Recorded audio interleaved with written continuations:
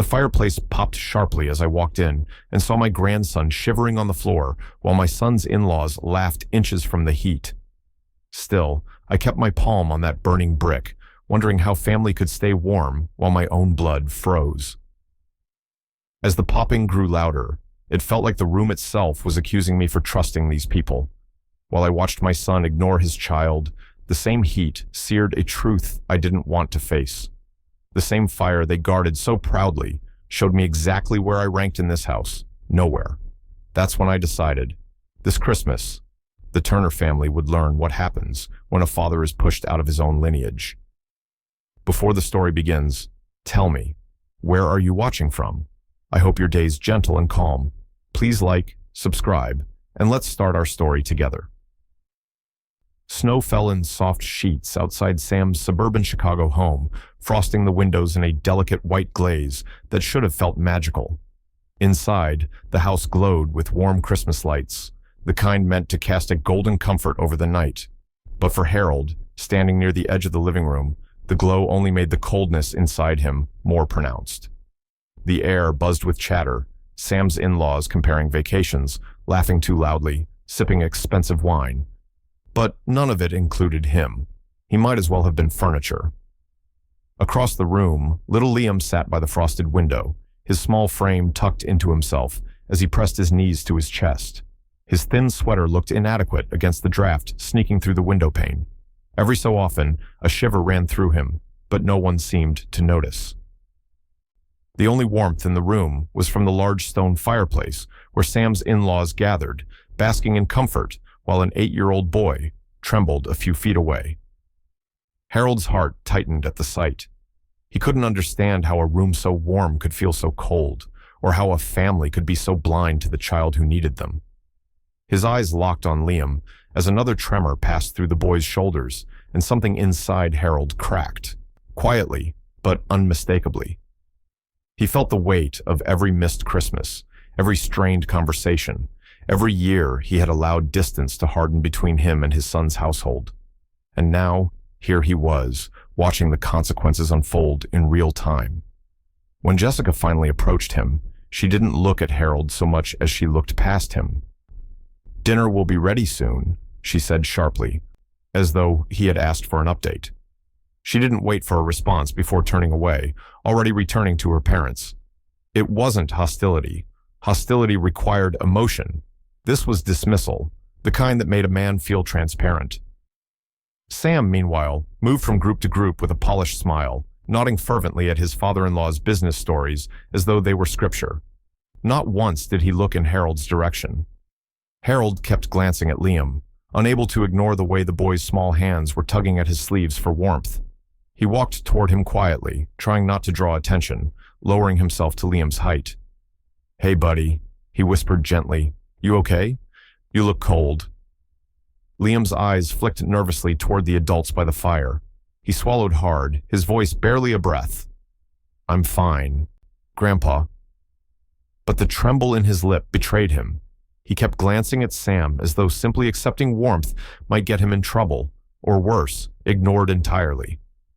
Harold hesitated, torn between pulling the boy into an embrace and respecting the fearful look in his eyes. "I can get you a blanket," he offered softly, "or we can sit somewhere warmer." But Liam only shook his head, shrinking further into his thin sweater as if trying to disappear. The sight shredded Harold's composure. No child should have to choose silence over comfort. A swirl of noise erupted from across the room, Jessica laughing loudly at something her mother said, and the sound sliced through the fragile moment. Harold straightened, feeling the disconnection like a physical blow. He looked around the room again, seeing everything with a new clarity. Jessica's palpable discomfort whenever he was near, Sam's studied indifference, the in-laws' complete disregard for anyone outside their own bubble. And in the middle of it all, Liam, shivering alone on Christmas Eve. The weight of the entire evening pressed down on Harold's chest. He felt like an unwanted guest in what should have been his own family gathering, an invisible man in a house filled with lights. He searched the room for Ellen, hoping for some shared understanding, but she was in the kitchen, helping Jessica's mother prepare dessert, her face drawn tight in quiet resignation. Harold's mind raced with the urge to act, to pick Liam up, wrap him in his coat, and carry him somewhere warm. But the uncertainty held him in place. What would Sam say? Would he accuse him of overstepping? Would Jessica snap at him again? The questions churned inside him like heavy stones. Yet beneath the confusion, beneath the helplessness, a small spark began to burn. He couldn't let this continue. He couldn't stand by and watch his grandson fade into the background of his own home, trembling beside a window while others basked in comfort. Something had to change. Whether he knew how to make that change didn't matter. Not yet. What mattered was the realization itself, the quiet vow forming deep within him. Feeling the pressure build in his throat, Harold stepped away from the window. The laughter from the fireplace felt sharper now, like a mockery of everything he held dear. As he walked toward the hallway, he felt the sting of isolation wrapping around him, colder than the winter air waiting outside. But mixed with that coldness was resolve, shaky, uncertain, but real. He left the room silently, unnoticed by the people who claimed to be his family, yet carrying with him a determination that would not fade. Something had shifted inside him tonight. Dinner should have brought the family together, but the moment the plates were cleared, the room fractured into small clusters that all seemed to revolve around everything, except Harold. Sam's in-laws gathered near the dining table, animatedly discussing their latest investments and a luxury vacation they were planning for the spring. Their voices rose with confidence, each detail dripping with pride. Not once did a single pair of eyes drift toward Harold, who sat alone at the far end of the table, with his napkin folded neatly in his lap, pretending to listen, though no one was speaking to him.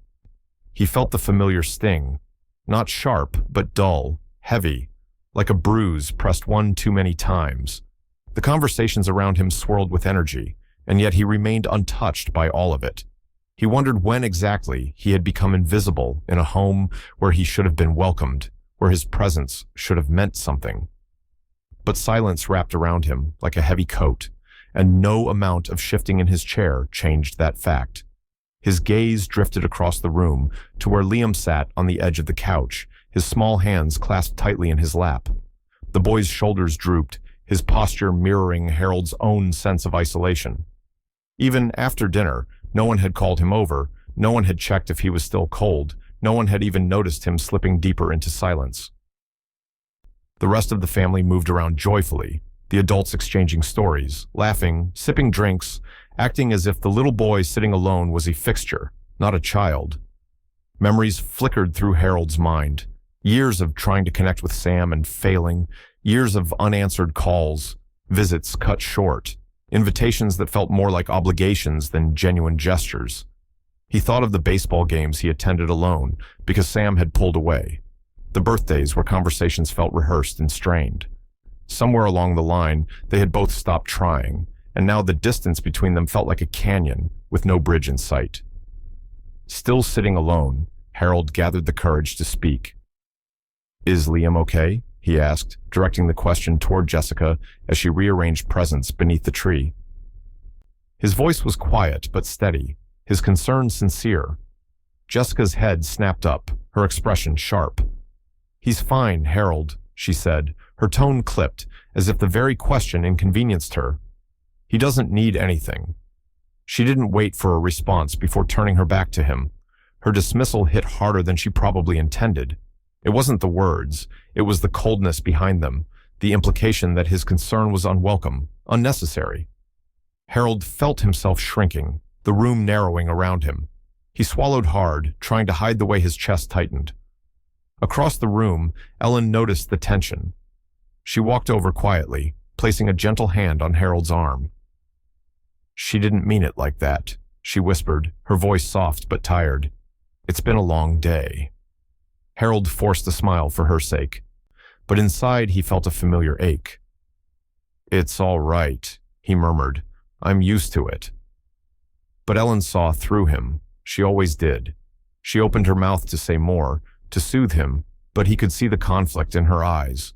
She was torn between him and the unspoken pressure to keep the peace with Sam and Jessica. She squeezed his arm once more before drifting away, unable to stand fully beside him in that moment. Feeling the room close in, Harold stood quietly, slipping away from the noise and warmth. No one noticed his departure. He opened the front door and stepped into the bitter night air. The cold stung him immediately, but somehow it felt more honest than the warm, indifferent room he had just escaped. He walked down the front steps and stood at the edge of the driveway. The house glowed softly behind him, laughter drifting through the window, but none of it reached him.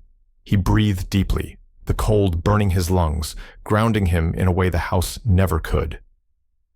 Harold looked back through the window and saw the silhouettes of his family moving around, completely unaware of him standing outside alone. And there, near the couch, was Liam, still sitting by himself, still unnoticed. The sight carved a deep ache into Harold's chest. The night was silent, except for the distant hum of cars on the main road. Harold stared up at the sky, the stars faint behind drifting clouds. He felt the weight of everything he had lost, everything he feared losing still, pressing down on him.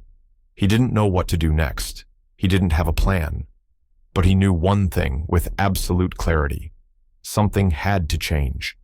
And as he stood there in the cold, watching the warm house from afar, he felt the first spark of a decision forming. Quiet, fragile, but impossible to ignore. The cold had begun to seep into Harold's bones, turning his fingers numb as he sat alone on the front porch steps. The night was still, eerily quiet, except for the faint whisper of wind against the trees. Christmas lights blinked along the gutter above him, soft and festive, but they felt out of place, mocking almost. He pulled his coat tighter around himself, though it did little to fight the December chill. What hurt more was the frost settling inside him, the kind that had been forming for years, unnoticed until tonight. He had come outside to clear his head, but instead his thoughts weighed heavier with every breath he exhaled into the cold air. Through the window, he could see silhouettes moving across the living room. Sam's in-laws laughing, Jessica gesturing with a glass of wine, Ellen bustling with misplaced efforts to keep everyone content. But none of that held his attention. His eyes were fixed on one figure, the small boy huddled near the window, curled in on himself. Liam shivered again. Even from outside, Harold saw it. A tremor so slight someone not looking wouldn't have noticed. But Harold noticed. He saw everything he'd spent years trying not to see. That was the moment something inside him shifted. He couldn't pretend anymore, couldn't excuse Sam's distance, Jessica's coldness, or the in-laws' indifference. The child trembling inside that warm house was a reflection of everything wrong in their family, a reflection Harold could no longer ignore. The anger that rose inside him wasn't loud or impulsive. It simmered, controlled but potent, like embers finally catching flame. As he stared through the frosted glass, memories drifted in without permission.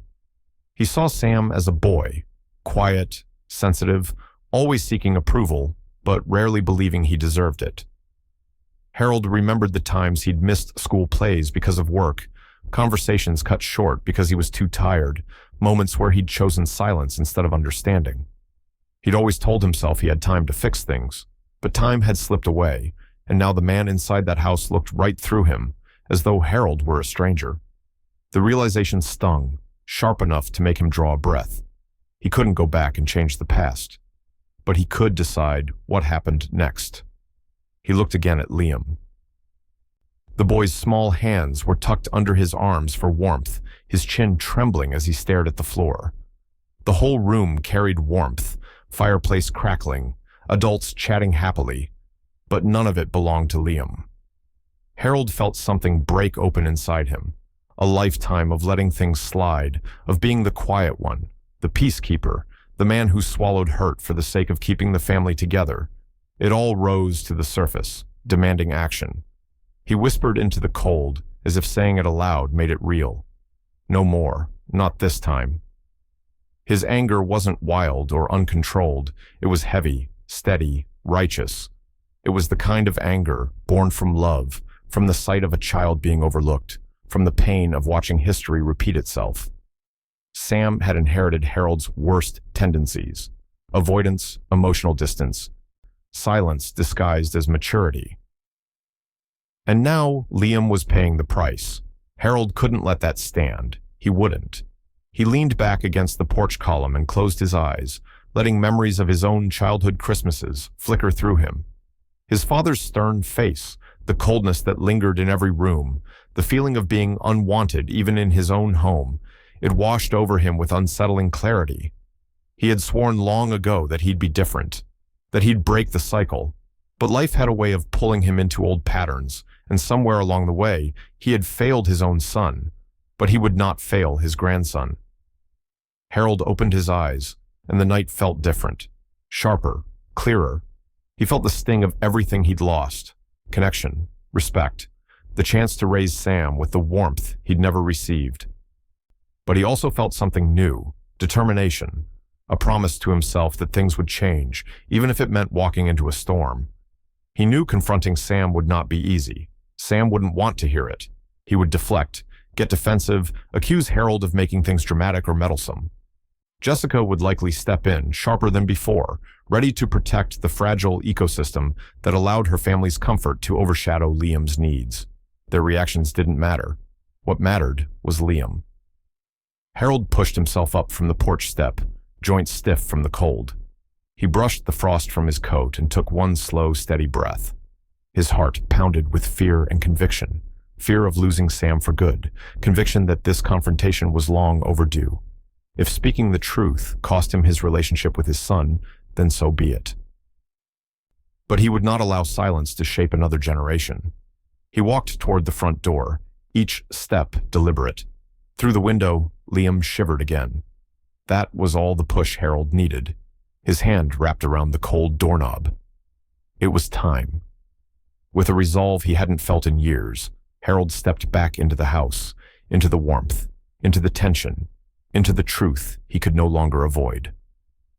Harold found Sam in the kitchen, leaning against the counter with a glass of wine in his hand. The laughter from the living room carried faintly through the doorway, a reminder of the warmth Harold had stepped away from. Sam glanced up when his father walked in, but the look he gave him was quick, impatient, like Harold had interrupted something more important. "Sam," Harold said, closing the door halfway behind him, lowering the noise from the other room. "We need to talk." Sam exhaled, his jaw tightening. "Dad, can this wait? It's Christmas Eve. Everyone's here. I don't want drama."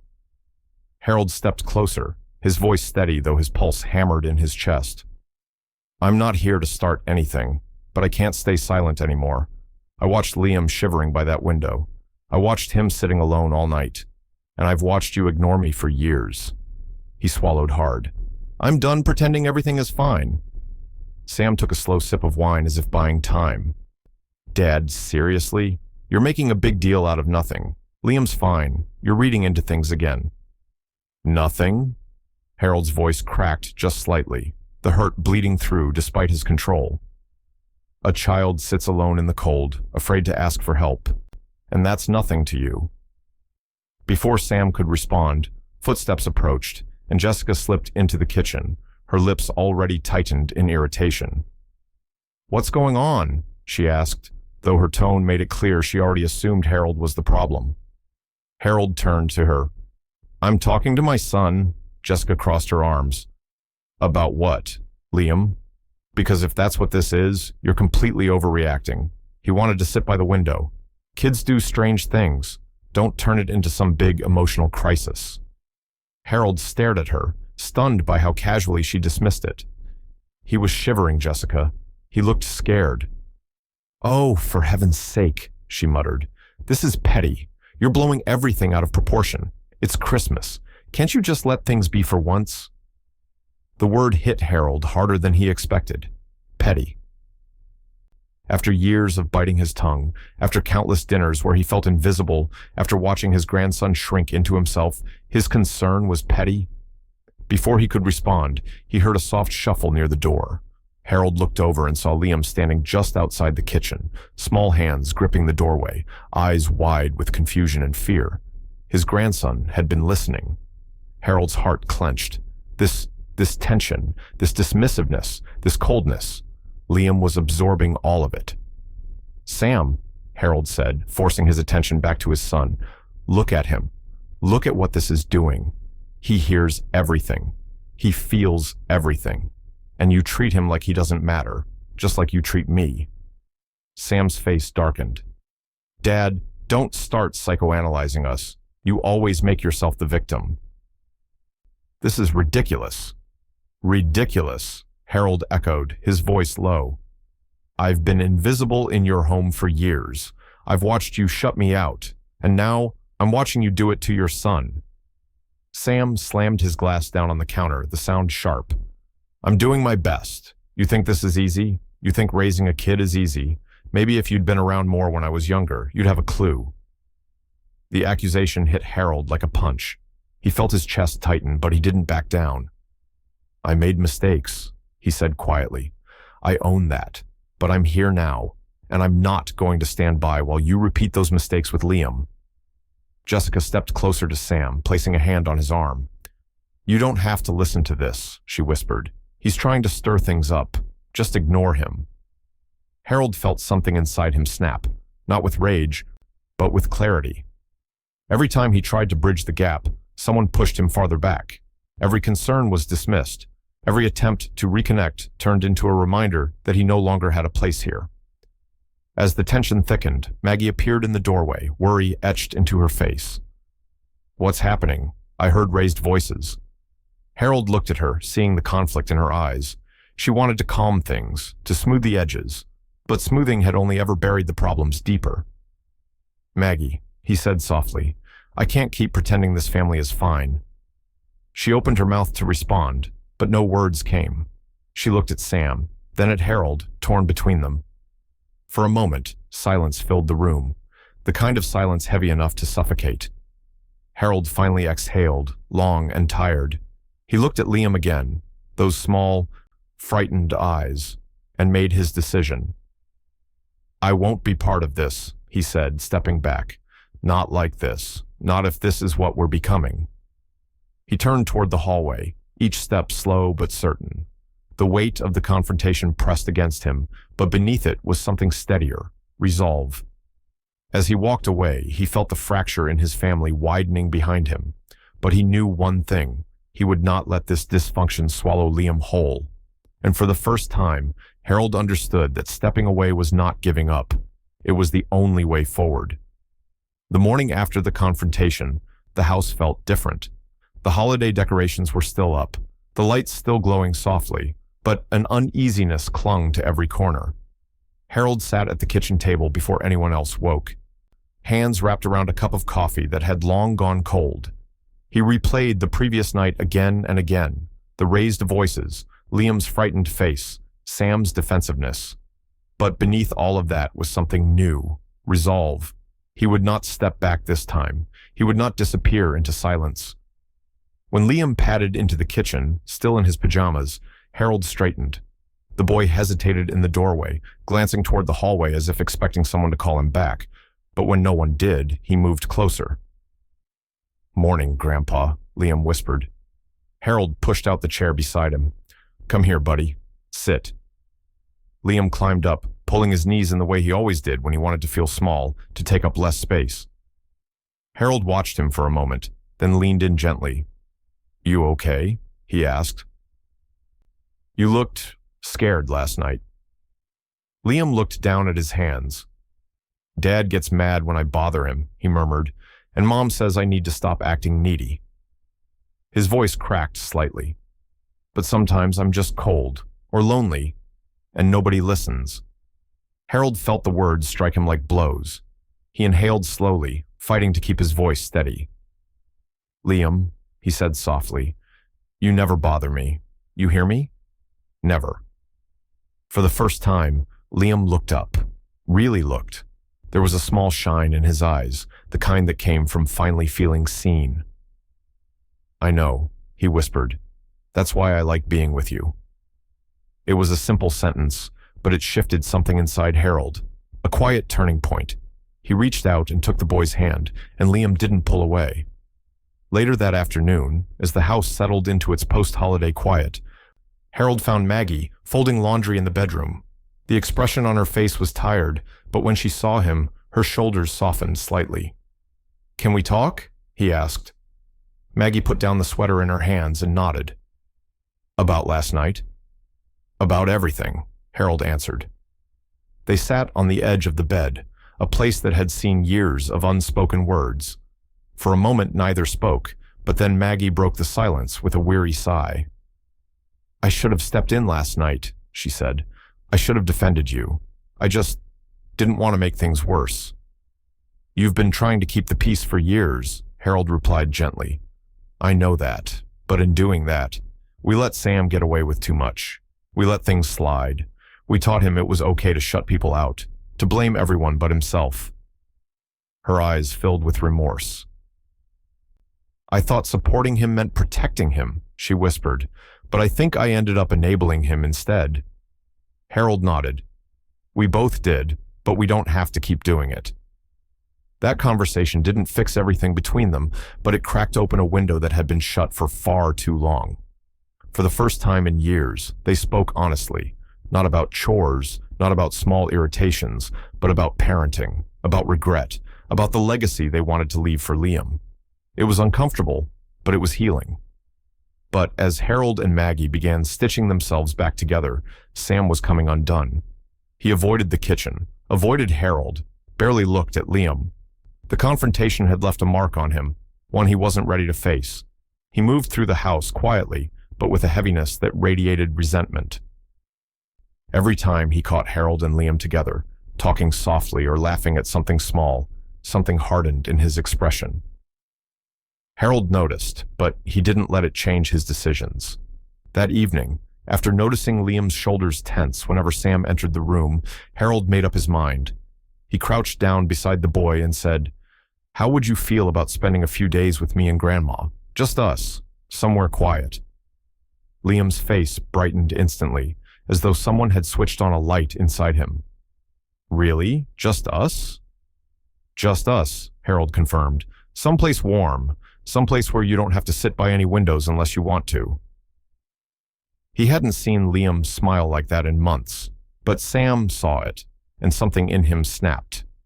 Later, when Harold stepped into the hallway, Sam cornered him with a look that was part hurt, part anger.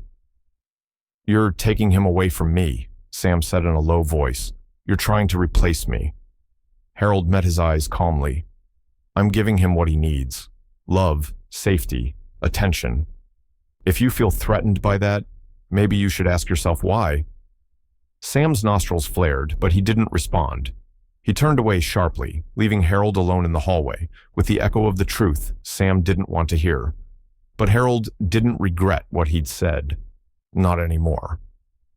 As the night settled in, Harold stood by the living room window, the same window where Liam had sat shivering, and looked out into the darkness. He wasn't running from the dysfunction anymore. He wasn't hiding. He was choosing a path forward. And he knew Sam felt the shift. Knew Sam saw Liam leaning toward Harold more each day. This wasn't just a turning point for Harold. It was the beginning of Sam realizing he was losing something he never thought he'd have to fight for. And Harold knew the real battle was still coming. The days that followed felt strangely divided, as if the house itself had split into two separate worlds. In one corner, there was Harold and Liam, quiet moments of connection, gentle conversations, shared laughter that felt soft but real. In the other corner, there was Sam, moving through the rooms like a storm cloud, heavy and charged, ready to rupture at any moment. Harold hadn't planned for things to shift so dramatically, but once he started giving Liam the attention he had been starving for, the change was undeniable. Each morning, Liam found his way to Harold before anyone else woke. They would sit at the kitchen table, sipping hot chocolate together, Liam swinging his legs happily, Harold listening with genuine interest as the boy talked about school or his drawings. Their conversations were simple, but they carried a depth that neither had experienced in a long time. Every moment they spent together pulled Harold out of the emotional fog he'd been walking through for years. It wasn't just Liam flourishing. Harold felt something inside himself thawing. He felt needed, purposeful, alive. For the first time in a long time, he mattered to someone, and that someone mattered more to him than he'd realized. But as Harold and Liam's bond strengthened, Sam seemed to shrink further into himself. He moved around the house with curt steps, avoiding both of them as if their closeness were a personal attack. He rarely came down for breakfast. He skipped family lunches. During dinner, he picked at his food, responding to any attempt at conversation with a grunt or a dismissive wave. Maggie saw it all. She watched Sam retreat into a shell of anger and frustration, watched Harold step into the emotional space Sam had abandoned, watched Liam gravitate towards stability wherever he could find it. And though she tried to act neutral, the conflict tore at her. She loved her husband, but she could no longer ignore the hurt he was causing. She loved Harold, but she worried what all this meant for their fragile family. And she loved Liam enough to see the obvious. Harold was the only one offering the boy warmth without condition. One evening, as Harold helped Liam with a puzzle on the living room floor, he felt something shift in the boy. Liam wasn't nervous, wasn't anxious or shrinking. He was comfortable, secure. His small hand kept reaching to Harold's arm or shoulder without fear. When he solved the puzzle's edge, he grinned up at Harold, eyes bright. It was the first time in weeks Harold had seen him look like a child should, safe, open, unburdened. That night, Harold lay awake longer than usual, staring at the ceiling. He felt a profound sense of purpose rushing through him, something he had thought he'd lost after Sam became distant years earlier. Liam needed him, and Harold refused to fail him. But Sam didn't see it that way. By the third evening, Sam had planted himself at the dinner table, arms crossed, jaw tight. When Harold tried to include him in conversation, something small, something neutral, Sam shot back with a sharp comment about being left out of his own house. At first, Harold let it pass, but it didn't stop there. Throughout the meal, Sam muttered things under his breath, sighed dramatically, stabbed at his food with more force than necessary. Liam grew quiet again, shoulders creeping upward, a silent echo of the fear Harold had been slowly easing away. Harold's patience thinned. After dinner, when Maggie and Liam stepped out of the room, Harold turned to Sam. His voice wasn't raised, it wasn't emotional, it was steady, firm in a way Sam wasn't used to. "We need to talk," Harold said. "Again," Sam scoffed. "Of course we do." "You're hurting Liam," Harold said simply, "and you're hurting yourself, and I'm not going to stand here quietly while you pretend it's everyone else's fault." Sam rolled his eyes, but Harold didn't let him interrupt. "Listen to me," he continued. "I'm not being silent anymore. I've spent years tiptoeing around your resentment. Years pretending your distance didn't cut me. I won't do it anymore, not for you, and certainly not at Liam's expense." Sam finally met his eyes, and the coldness there was almost startling. "You think you're the hero now?" he shot back. "You think you can just walk in and fix everything? You don't get to act like you're the better father." Harold held his ground. "I'm not trying to be your father. I'm trying to be Liam's grandfather, and I won't let him feel invisible the way you've made me feel." For a moment, Sam's mask faltered, a flicker of guilt, fear, something vulnerable, but it vanished just as quickly. Without saying another word, Sam stepped away, disappearing into the hallway, distancing himself further from the people he claimed to care about. The door to his room closed with a soft but heavy click. Harold stood there, staring at the empty doorway, wondering how long Sam would keep running from himself, wondering if he would ever stop. But the quiet truth settled in Harold's chest. Sam wasn't ready to change, and Harold didn't know if he ever would. Yet even in that uncertainty, one thing felt painfully clear. This withdrawal was only the beginning. The house was quiet that afternoon, the kind of quiet that comes after too many hard conversations and too many nights spent pretending everything was fine. Harold found Liam sitting on the back porch, legs dangling off the step, staring at the thin layer of snow melting under the weak winter sun. He looked so small there, hunched slightly forward, caught between childhood innocence and the heavy weight of the family's tension. Harold eased himself down beside him, the wood creaking softly beneath his weight. For a moment, neither of them spoke. It felt good simply to sit with the boy, no noise, no judgment, no coldness pressing in on them from the rest of the house. Finally, Harold cleared his throat. "Liam," he began, his voice low, "can I tell you something about when I was your age?" Liam looked up, curiosity flickering in his eyes. "Yeah, I want to know." Harold nodded slowly, searching for the right words. "My father, he wasn't a very warm man. He didn't yell or hit. He just wasn't there, even when he was. He didn't listen, didn't notice things. I remember sitting on the stairs some nights, hoping he'd come talk to me, ask how I was doing. He swallowed, the old ache returning. But he never did. Liam's brows pulled together gently. That sounds lonely. It was, Harold admitted. And the hardest part is, I promised myself I'd be different when I became a father. But life happened, work got in the way, and I made mistakes too. I think Sam, your dad, grew up feeling ignored. Maybe not the same way I did, but enough that it hurt him. Liam looked down at his hands, like how I feel now. The honesty of the question pierced straight through Harold. Yes, he whispered, like how you feel now.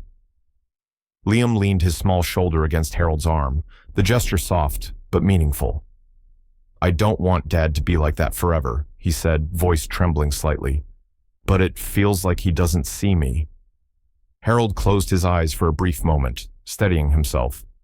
I know, buddy, but I see you, and I'm here, and I'm not letting that cycle keep repeating. The boy nodded, and in that moment, their bond deepened, not just grandfather to grandson, but two people carrying the same wound, trying to mend it together. Harold felt something shift in his chest, a painful but necessary recognition. He wasn't just fighting for Liam, he was fighting to break generations of neglect. Later that evening, after Liam had gone upstairs, Maggie found Harold in the living room, staring into the fire. She approached slowly, her hands clasped tightly together. Harold, she murmured, we need to talk. He nodded, bracing himself as she sat beside him. Her eyes were tired, unsure. I heard you speaking with Liam earlier, she said softly. And I heard the way you spoke to Sam last night. You were honest, maybe more honest than you've been in years. Harold kept his gaze on the fire. I'm done pretending. Sam has hurt us, Maggie, not with his words, but with everything he refuses to say. He shuts us out. He makes Liam feel small, and I've let it happen for too long. Maggie exhaled shakily. I know you're right, she said, voice trembling. I do, but I'm afraid, Harold. What if pushing him like this? What if we lose him entirely? What if he turns away and never comes back? Harold turned to her, eyes steady. We can't keep enabling him. Protecting him from consequences isn't helping him. It's destroying him, and it's destroying Liam. He paused, letting the weight of his words settle. If Sam refuses to change, then I won't be part of this silence anymore. I won't watch our grandson suffer for our mistakes. Maggie blinked back tears, caught between fear and understanding. She reached for Harold's hand, gripping it tightly. I don't want to lose our son, she whispered. And I don't want to lose our family, Harold replied. But this, right now, this is the heart of the matter. If we don't face it, we're going to break apart anyway. The room held a heavy stillness, filled with truth they could no longer run from. A few minutes later, Harold's phone buzzed on the coffee table. He picked it up to see Rachel's name glowing on the screen. He answered quietly. I heard what happened, Rachel said gently. Sam's been storming around all day, but Harold, I'm proud of you. It's about time someone stood their ground. Harold closed his eyes, letting her words anchor him. It's taking a toll, he admitted, on all of us. And that's why you can't back down now, Rachel said. This is your moment, maybe the last one to pull this family back together. When the call ended, Harold sat in silence, the weight of everything pressing onto his shoulders. He understood now, this wasn't just tension. This was the crossroads, and whatever happened next could decide the fate of their family forever. Sam found out about the trip by accident. He overheard Liam excitedly telling Maggie about packing his favorite dinosaur book, and the moment the boy mentioned Harold's name, Sam stormed into the hallway with a look that could shatter glass. Harold had been in the living room, folding Liam's jacket, when Sam appeared in the doorway, rigid, jaw clenched, eyes burning with accusation. You're taking him away? Sam's voice was sharp, trembling with anger he couldn't hide. You're taking my son away from me? Harold set the jacket down slowly, refusing to mirror Sam's intensity. It's just a few days, Sam, a break. A chance for him to breathe. Don't start with that, Sam snapped, stepping closer. You've been undermining me ever since Christmas Eve. Don't pretend this trip isn't another way for you to make me look like a bad father." Harold felt the familiar ache rise in his chest, not from Sam's anger, but from the truth he refused to see. "I'm not trying to make you look like anything," Harold said calmly, "but I'm not going to ignore what's happening. Liam is scared, Sam. He feels alone. He's told me as much." "That's because you're putting ideas in his head," Sam shot back. "You're turning him against me." Harold steadied himself, keeping his voice level. "No, you did that by neglecting him. I'm just choosing not to pretend anymore." The words hung heavy in the air, and for a moment Sam looked startled, like the truth had hit him, even if he refused to acknowledge it. But instead of softening, his features hardened further. "You don't get to take him," he said coldly. "You don't get to swoop in and play hero." "I'm not playing anything," Harold replied quietly. "I'm protecting him, and if you can't see why he needs this, then that's exactly the problem."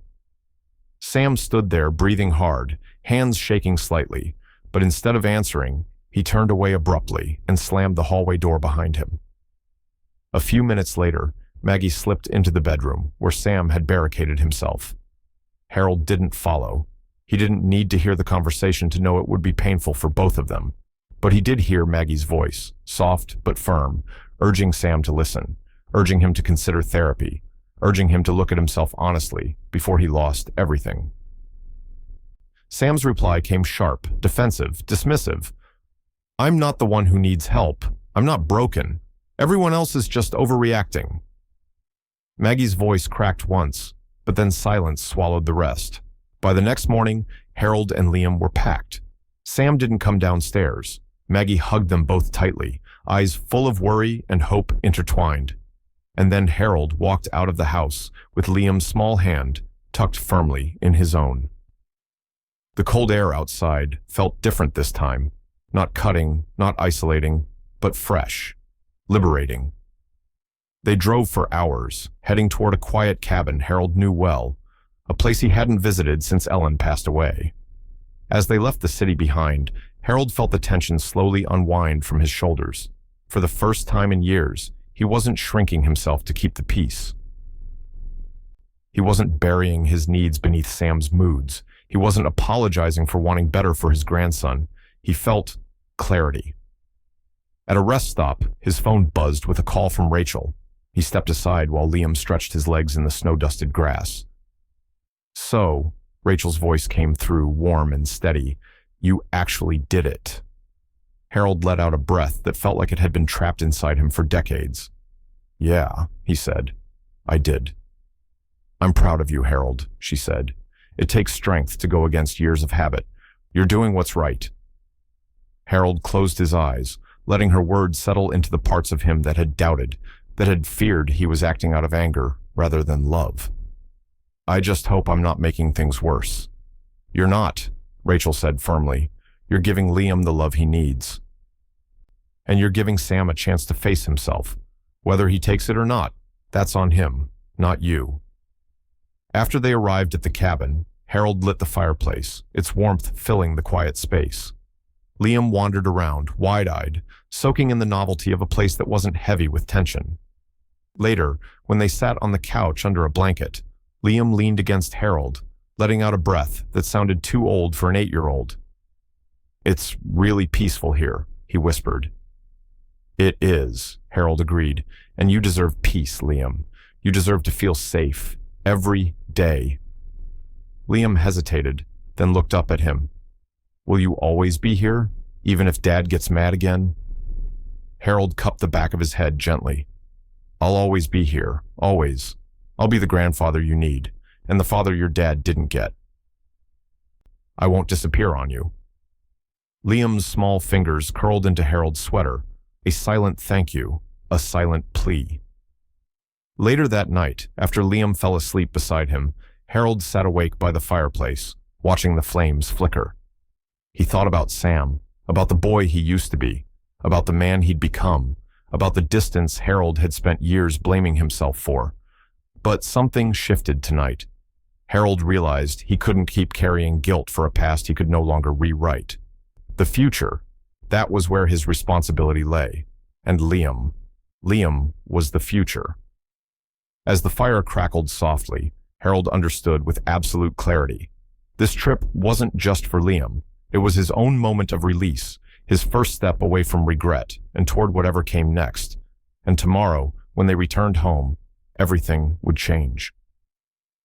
The moment Harold and Liam stepped back into the house, they felt the tension hanging thick in the air. The quiet wasn't peaceful. It was charged, expectant, like the house itself was bracing for impact.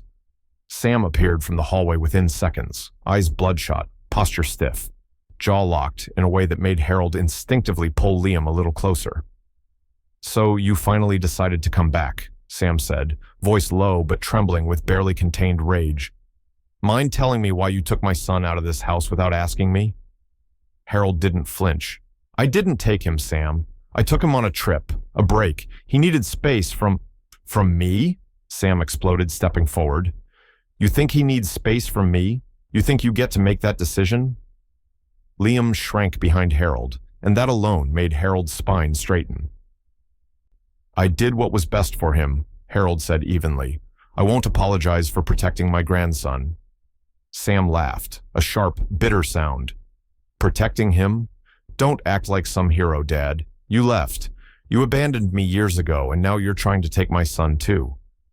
Harold felt the accusation hit him, but he no longer let it swallow him whole. He steadied his breath.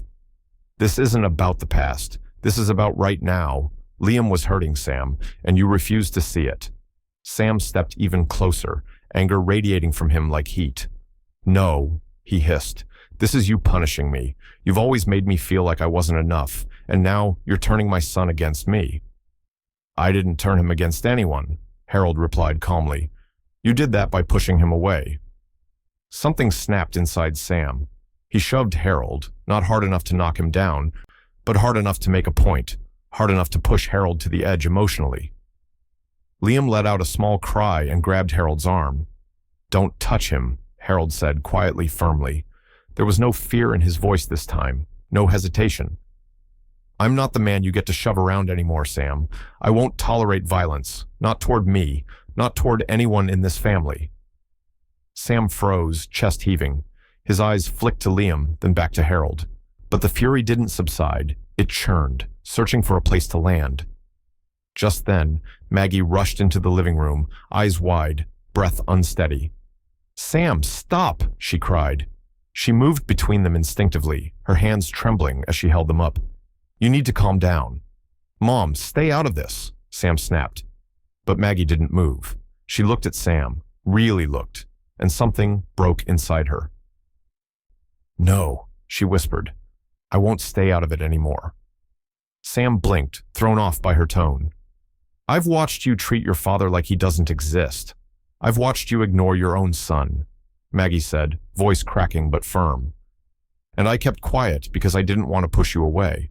But your father has been suffering for years, and so has Liam, and I played a part in that silence." Sam stared at her as if seeing her for the first time. Before he could speak, Rachel entered through the front door. She had arrived minutes earlier and heard the shouting from outside. She walked into the room, her expression hardening when she saw Harold's shaken posture and Liam's frightened eyes. "Sam," Rachel said sharply, "this stops now." Sam opened his mouth, but she cut him off with a raised hand. "You've lost the respect of every person in this house. You keep blaming everyone else for your pain, for your temper, for your distance. But the truth is, you did this. You're the one pushing people away. You're the one hurting your son. And if you don't own up to your actions, you won't have a family left to come home to." Sam's face drained of color. He looked from Rachel to Maggie to Liam, peeking behind Harold. His mouth parted slightly as if to argue, but no words came.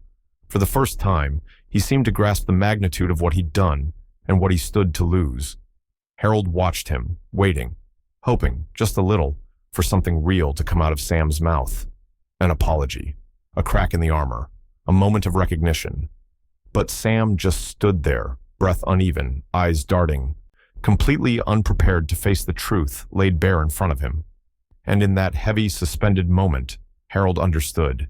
Sam wasn't ready to change, not yet. But the confrontation had shaken something loose, something that could no longer be ignored. And the next move would determine whether their family shattered for good, or finally began to heal. The house felt different in the days after the confrontation. Not calmer, not healed, but quieter, in a way that suggested something inside Sam had cracked open. He moved through the rooms with less anger in his stride, less sharpness in his voice. But the brokenness was still there, hovering beneath every hesitant step he took. He wasn't ready to admit his faults, not out loud, but the weight of the confrontation had shaken him to his core. Harold noticed it first at breakfast. Sam lingered longer than usual, standing awkwardly near the coffee maker, as if unsure whether he was welcome. His eyes kept drifting toward Liam, who sat beside Harold, drawing quietly. There was something in Sam's expression, not remorse exactly, but the early flicker of someone beginning to see the damage he had caused. When Harold met his eyes, Sam quickly looked away. Later that afternoon, Harold sat with Maggie in the sunroom as weak winter light streamed onto the floor. For the first time in years, they talked without dancing around their emotions. Maggie admitted how overwhelmed she had been all those years, torn between supporting Harold and protecting Sam. Harold confessed the guilt he had carried for decades, the regret of not being more emotionally present during Sam's childhood. "We failed each other," Maggie whispered, her voice tight with emotion. "And we failed Sam." Harold took her hand gently. "We can't undo the past," he said, "but we don't have to keep repeating it." They sat quietly for a moment, both absorbing the truth of it. For the first time in a long time, they felt like partners, not just in marriage, but in the work of healing what remained of their family. Meanwhile, Rachel continued stepping in where she could. She visited often, talking with Sam calmly but firmly, urging him to seek therapy. She told him that change wasn't about admitting defeat, it was about facing the pain he'd been avoiding for years. "Sam," she said one evening as they stood in the kitchen, "you can't keep blaming everyone else. You've got to sit with your own truth, even if it hurts." Sam didn't respond right away. His shoulders were slumped, his eyes troubled. "I don't know if I can do that," he muttered. "You can," Rachel replied, "and you should, for Liam, and for yourself." The conversation didn't transform him instantly, but something about Rachel's words stuck. Over the next few days, Harold saw small but noticeable changes in Sam's behavior. He began asking questions, tentative, unsure, how Liam's day had been, whether he could join the family for dinner. If Harold needed help bringing in the groceries, the gestures were small, but for a man who had built walls so tall they cast shadows on everyone around him, they meant everything. Harold, though cautious, recognized the effort. He didn't rush toward forgiveness, but he didn't close the door either. Instead, he set boundaries. Quiet, firm, unspoken lines Sam was beginning to understand. One evening, Liam approached Harold in the living room, tugging at his sleeve. "Grandpa," he whispered, "Dad asked if I wanted to play a game with him tonight." Harold looked at him carefully. "Do you want to?" Liam hesitated, then nodded. "A little, but can you sit with us?" Harold smiled softly. "Of course." As the three of them sat on the floor playing a simple card game, Harold watched Sam's awkward attempts at connection. His hands fumbled, his jokes fell flat, but he tried. For the first time in longer than Harold could remember, Sam didn't seem angry at the world. He seemed afraid of losing it. Later, Harold pulled Liam aside and knelt to his level. "If you ever feel uncomfortable, you tell me. Your safety comes first. Always." Liam nodded solemnly. "I know, Grandpa." Those words, the trust in them, meant more than any apology Sam had yet to offer. A week later, after persistent nudging from Rachel and a strained conversation with Maggie, Sam agreed to attend family therapy. He walked into the living room the night before the appointment, shoulders tense, voice unsure. I'm going to try," he said. He didn't look at anyone directly, but the words were enough, for now. Harold exchanged a look with Maggie, relief mixed with caution. This wasn't redemption, it wasn't even close. But it was the beginning of something Sam had fought against for years, self-awareness. The next morning, Sam left for therapy with Maggie by his side. When he returned, he seemed drained but quieter, like someone who had finally seen the beginnings of his own reflection. "It was hard," he admitted to Harold later. "But I think I needed it." Harold nodded. "Good. Just remember, this isn't about perfection. It's about effort." Sam didn't reply, but he didn't pull away either. As the days passed, the smallest signs of hope began to appear. The tension in the house eased slightly. Conversations felt less brittle. Liam smiled more. But Harold remained guarded, not out of resentment, but wisdom.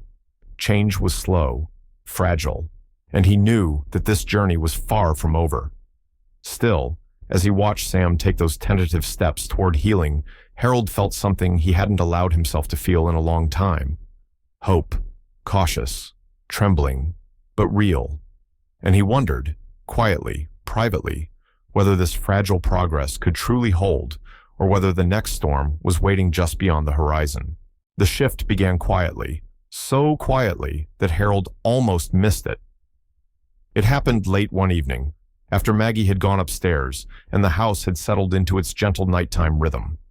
Sam stood awkwardly near the living room doorway, hands shoved into his pockets, eyes fixed on the floor. Harold was reading, or at least pretending to, when he heard Sam clear his throat. "Dad," Sam said, voice rough, "can we talk?" Harold set the book aside, careful not to scare off the fragile progress Sam was offering. "Of course, son. Sit." Sam didn't sit at first. He paced, slow, restless steps that suggested he was wrestling with something heavy. Finally, he stopped in front of Harold, shoulders slumped. "When I was a kid," Sam began, "I always felt like I was too much, too loud, too needy. Like whatever I did wasn't enough for you." Harold's chest tightened. He hadn't expected this. Not now, not yet. Sam sank onto the couch, elbows on his knees. "You were always working, always tired. I know you didn't mean to make me feel that way, but I felt like I wasn't worth your time." His voice cracked just slightly. "And somewhere along the line it turned into anger. At you, at myself, at everyone." Harold listened in stillness. He didn't defend himself. He didn't interrupt. He let Sam speak, even when the words landed like stones. "I guess I never figured out how to stop being that angry kid," Sam finished quietly, "even after I became a father." Harold inhaled slowly, the weight of Sam's confession pressing into him. "Sam," he said gently, "I hear you, and I won't pretend I didn't make mistakes. I should have been there for you more. I should have known what you needed." He paused, making sure his voice stayed calm but firm. "But you have to understand something. Your pain explains your anger, but it doesn't excuse what you've done, especially to Liam." Sam nodded, shame flickering across his face. "I know," he whispered. "I'm trying. I really am." For the first time, Harold believed him. Not fully, but enough to keep listening, enough to keep hoping. The next morning, Maggie pulled Harold aside as she set the breakfast table. Her eyes carried a mix of relief and worry. "I heard you two talking last night," she admitted. "It sounded honest." "It was," Harold said softly. "But do you think it'll last?" she asked. Her voice trembled the way it always did when fear lived beneath her words. "Sam's trying, yes, but what if it's temporary? What if we get our hopes up just to watch him fall apart again?" Harold looked at her gently. "I don't know, Maggie," he said, "but I do know this. We can't punish him for trying, and we can't treat him like he's already failed. We have to give him room to prove himself." Maggie nodded, biting her lip. "I just want Liam to be safe." "Me too," Harold whispered, "more than anything." Later that day, Sam sat with Liam at the dining table, helping him with homework. It was awkward at first. Sam's attempts at small talk came out clumsy, Liam's answers cautious. But slowly, the wall between them began to thin. Liam showed Sam his drawings. Sam forced himself to give gentle, thoughtful responses instead of rushing through the moment. Harold stayed nearby, not intrusive, but present, a quiet anchor, ensuring Liam never felt alone. "Dad," Liam said softly at one point. "This is nice." Sam blinked, startled by the simple sincerity. "Yeah," he murmured. "Yeah, it is." Rachel dropped by that evening, arms folded, but eyes warm as she watched Sam helping with the dishes. When Sam took a break, she pulled him aside. "You're doing better," she told him. "But don't stop. Don't backslide. Therapy isn't a punishment. It's a lifeline." Sam nodded firmly this time. "I'm trying not to run from things anymore." "Good," Rachel said, "because you're not alone in this. As long as you're putting in the effort, the family will meet you halfway." At dinner, Sam made a small but meaningful effort. He stayed at the table even when conversation made him uncomfortable. He asked questions. He listened. His shoulders tensed less with each passing minute. The moments weren't perfect, but they were real. After the table was cleared and the house grew quiet again, Harold found himself standing beside Maggie at the window, the dark winter sky stretching endless before them. "It's slow," Maggie whispered. "Slow is still progress," Harold replied. She leaned her head against his shoulder, something she hadn't done in months. "Do you think we can really heal this family?" Harold looked toward the living room, where Sam and Liam were finishing their card game. Awkward smiles, careful words, but effort. Genuine effort. "For the first time in a long time," Harold said softly, "I think we have a chance." But even as the hope warmed the room, Harold knew the truth. Hope was only the beginning. And the road ahead, quiet, fragile, unpredictable, still stretched long into the unknown. Sam's call came in the middle of the afternoon, just as Harold was putting away the dishes. The phone buzzed across the counter, and when Harold saw Sam's name, his stomach tightened, not with dread this time, but with something closer to hopeful caution. He answered slowly, bracing himself. "Dad," Sam said, breathless, almost surprised. I handled something today, at work." Harold leaned against the counter. "What happened?" Sam exhaled shakily, and Harold could hear the tremor of adrenaline still running through him. "There was this client. He was furious, yelling about a deadline that wasn't met. Normally I'd, snap, get defensive, say something I'd regret." He paused, letting the weight of his old habits hang there. "But today, I didn't. I stayed calm. I listened. And I fixed it without losing it." Harold felt something warm stir in his chest. Pride, yes, but tempered. "That's good, Sam," he said gently. "Really good. I'm glad you handled it differently." Sam let out a shaky laugh, the kind of laugh someone makes when they're not used to sharing victories. I thought I should tell you." Harold nodded, even though Sam couldn't see him. "Thank you for calling," he said. "And Sam, this is a step, a strong one, but it's only the beginning. You'll have harder days. You have to keep doing the work." Sam didn't argue. "Yeah," he murmured. "I know." But there was a flicker of pride there too, a small victory he needed more than he realized. After the call ended, Harold stood still for a long moment, letting the relief settle. It wasn't redemption, not yet, but it was progress, and progress mattered. Later that evening, Harold and Maggie sat together on the couch, something they hadn't done comfortably in years. Maggie rested her hand on his knee, looking at him with a softness that had been missing. "You sounded good on the phone," she said, firm, supportive, not enabling him. "I'm trying to find the balance," Harold replied. "He needs encouragement, but he also needs boundaries." Maggie nodded. "I'm learning that too. I want to be hopeful, Harold, but I don't want to pretend everything is fixed just because he's trying." "That's exactly why it's working now," Harold said gently. "We're not rushing him. We're not excusing him. We're just here, with limits, with honesty." Maggie leaned her head against his shoulder, and for the first time in a long time, they felt aligned, partners in parenthood again, partners in healing. Meanwhile, Liam's trust in Sam was rebuilding slowly, like a fragile bridge reconstructed piece by piece. At first, Liam stayed close to Harold whenever Sam approached, glancing up for reassurance. But over time, he relaxed. A little. Enough to play a board game with Sam one evening. enough to sit beside him during a movie without flinching, enough to laugh, quietly, cautiously, when Sam made a gentle joke that wasn't forced or sharp. Harold watched it all carefully. He stayed nearby, not hovering but present, ready to step in if Liam needed him, ready to remove his grandson from anything that felt unsafe. But each day, he intervened less.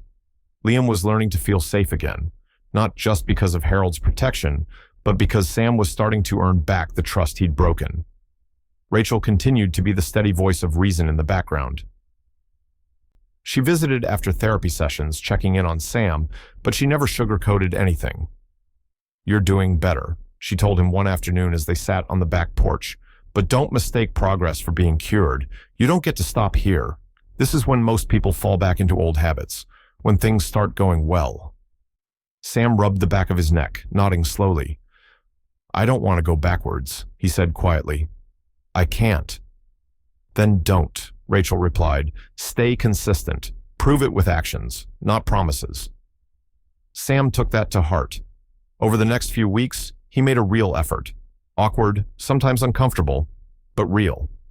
He sat with the family during dinners, even when conversation felt heavy. He offered to help with chores, something he rarely did. He apologized, not grand speeches, but small acknowledgments. "I shouldn't have said that. I'm sorry for how I handled that. I know I hurt you." Each moment chipped away at the wall he'd built around himself, and Harold, watching it all unfold, felt something shift inside him. He wasn't ready to fully forgive, not yet, but he understood now that forgiveness didn't mean erasing the past or pretending Sam had transformed overnight. Forgiveness was a willingness to walk beside someone who was trying. It was choosing hope over resentment. It was trusting in effort, not perfection. Late one night, after the house had gone quiet, Harold stepped into the hallway and watched Sam gently adjust a blanket over Liam, who had fallen asleep on the couch. The movement was careful, thoughtful, completely unlike the man Sam had been just weeks ago. Sam glanced up and saw Harold standing there. "He was cold," Sam whispered.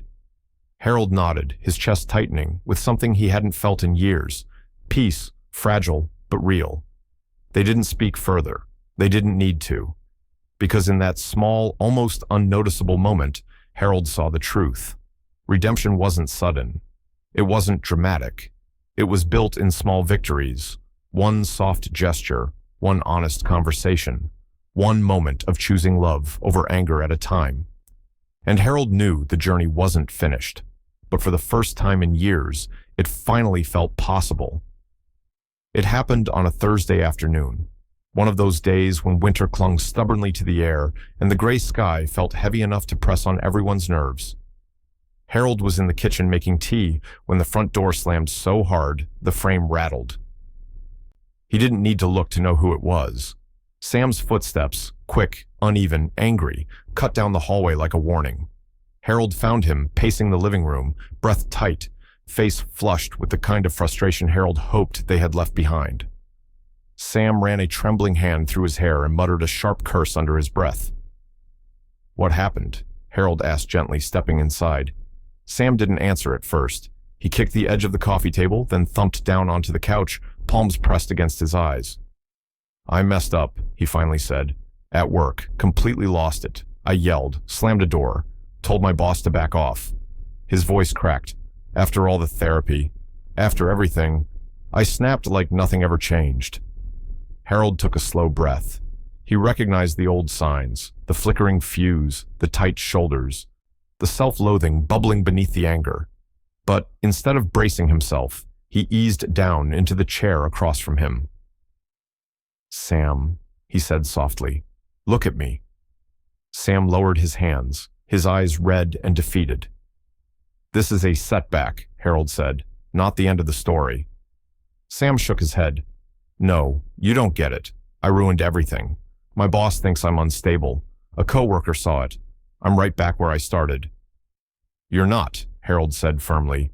"You're reacting like an old version of yourself, but you're not that man anymore. Not entirely.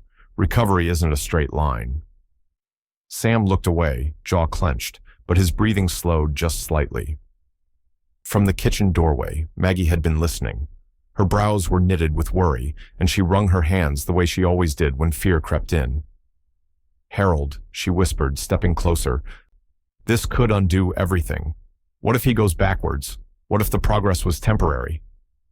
Harold rose to meet her, placing a steadying hand on her arm. "Setbacks happen," he said quietly. "Healing isn't neat. It's messy, hard, but it doesn't erase the steps he's taken." Sam looked between them, shame etched deep in his features. "I don't want to drag everyone down again," he murmured. "I don't want to disappoint you." Before Harold could respond, a small, hesitant voice came from the hallway. "Grandpa?" Liam stood there, peering into the room. His worried eyes flicked from Harold to Sam, searching for reassurance. "Why is Dad upset?" Harold knelt down, smoothing a hand over the boy's hair. "Because sometimes grown-ups have hard days," he said gently. "And sometimes we make mistakes while we're trying to get better." Liam looked at his father. "Is Dad going to be okay?" Harold smiled softly. "Yes, he will. This is just part of the journey." The boy nodded, trusting his grandfather more than the situation itself. Once Liam went upstairs, Harold returned to Sam. The younger man's shoulders were hunched, head bowed. "I don't know how to fix myself," Sam whispered. Harold sat beside him. "You're not broken," he said. "You're struggling, and that's human. What matters isn't that you slipped, it's what you do next." Sam swallowed hard, his voice barely audible. "I don't know if I'm strong enough." "You don't have to be perfect," Harold said. "Just willing." A knock sounded at the front door. Moments later, Rachel stepped inside, concern etched on her face. She took one look at Sam and exhaled sharply. "I heard what happened." Sam looked away. "Great, so everyone knows I fell apart." Rachel moved closer, crossing her arms gently. "Sam, listen to me. Progress isn't measured by whether you never slip. It's measured by whether you get back up. You've been doing the work. One bad moment doesn't erase that." Sam blinked, surprised by her steadiness. "You're going to call your therapist," Rachel continued. "You're going to talk about this. You're going to work through it. Not because we expect perfection, but because you deserve better than the version of yourself you were fighting today." Sam's throat tightened. "I don't want to fail again." Harold leaned forward, placing a hand on his son's shoulder. "Then don't quit," he said. "Keep going. Keep trying. That's all we're asking." For a moment, Sam said nothing. The room was quiet except for the soft hum of the heater and the faint ticking of the wall clock.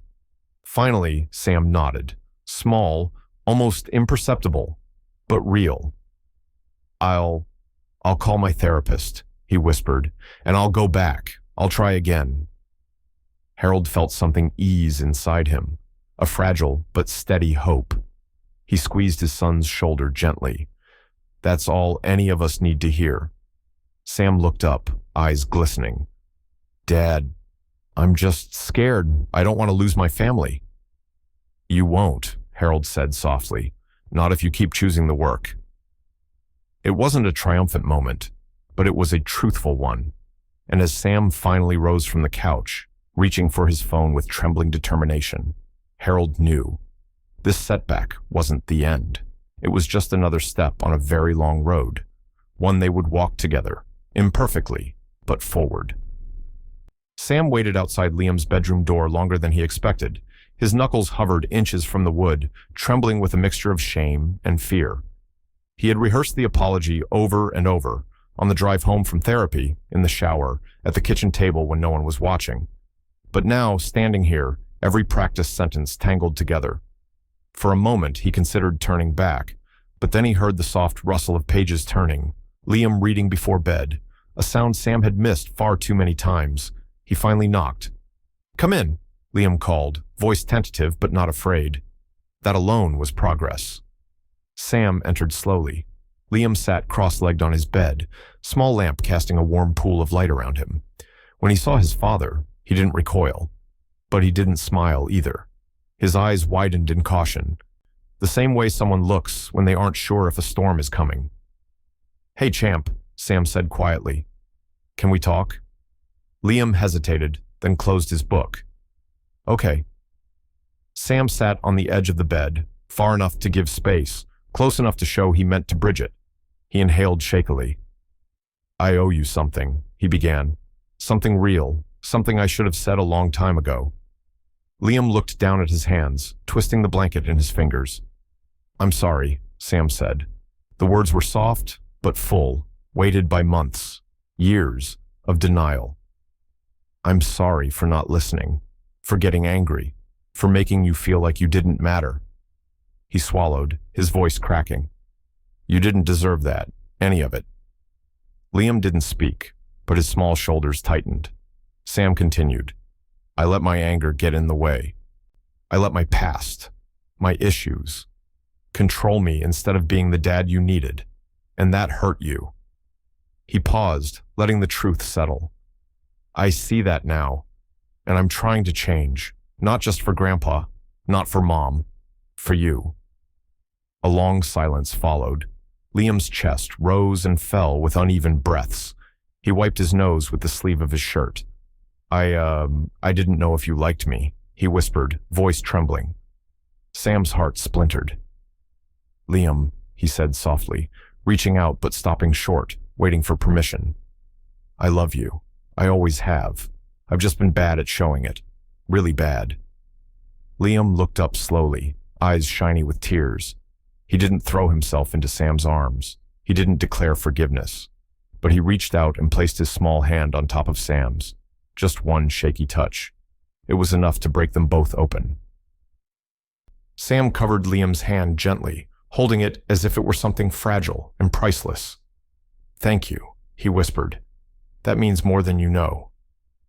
Harold watched from the hallway, unseen, leaning against the wall with his heartbeat softening. He didn't walk in. He didn't interfere. This moment wasn't his to guide. It belonged to Sam and Liam. A small but meaningful shift, the first careful stitch in a torn relationship. He exhaled slowly.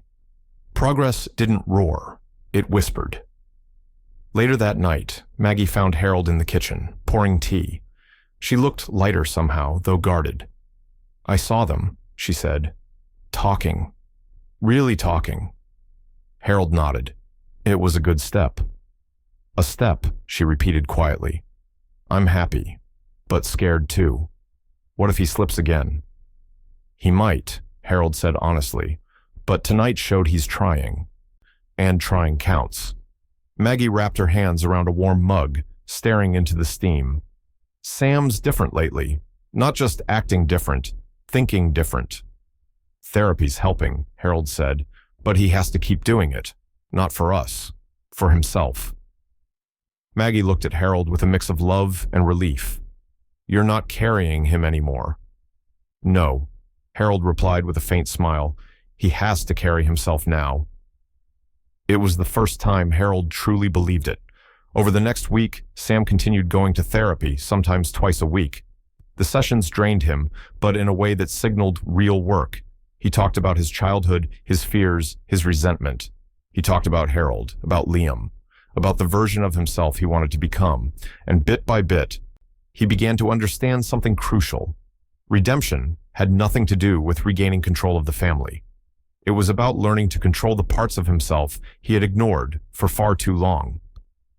Harold still kept an eye on things, but not with the suffocating vigilance he once felt compelled to maintain.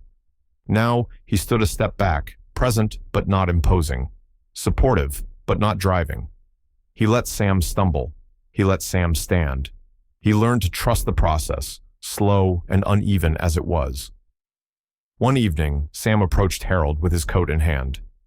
Therapist recommended family sessions, he said. Starting tonight, I'm ready for that. Harold studied him, shoulders tense, eyes anxious, but determined. All right, Harold said. Let's go. Sam nodded, a quiet mix of fear and resolve crossing his face. As they walked out the door together, one thing became clear. This journey was far from over, but for the first time, Sam wasn't walking away from his family. He was walking toward healing, one deliberate step at a time. It happened on a Wednesday morning. The kind of morning when everything feels rushed even before the day begins. Sam received an unexpected call from work. A deadline had been missed, a client was furious, and the blame, fair or not, had landed squarely on his shoulders. The kind of pressure that once would have lit a fuse inside him. Harold watched from across the room as Sam gripped his phone, inhaling sharply. For a moment, the old Sam flickered, the one who lashed out, the one who broke things before he could fix them. But then Sam did something that surprised everyone, including himself. He stepped away from the chaos. "Give me 10 minutes, Sam said into the phone, voice steady. "Let me look over everything. I'll call you back with a plan."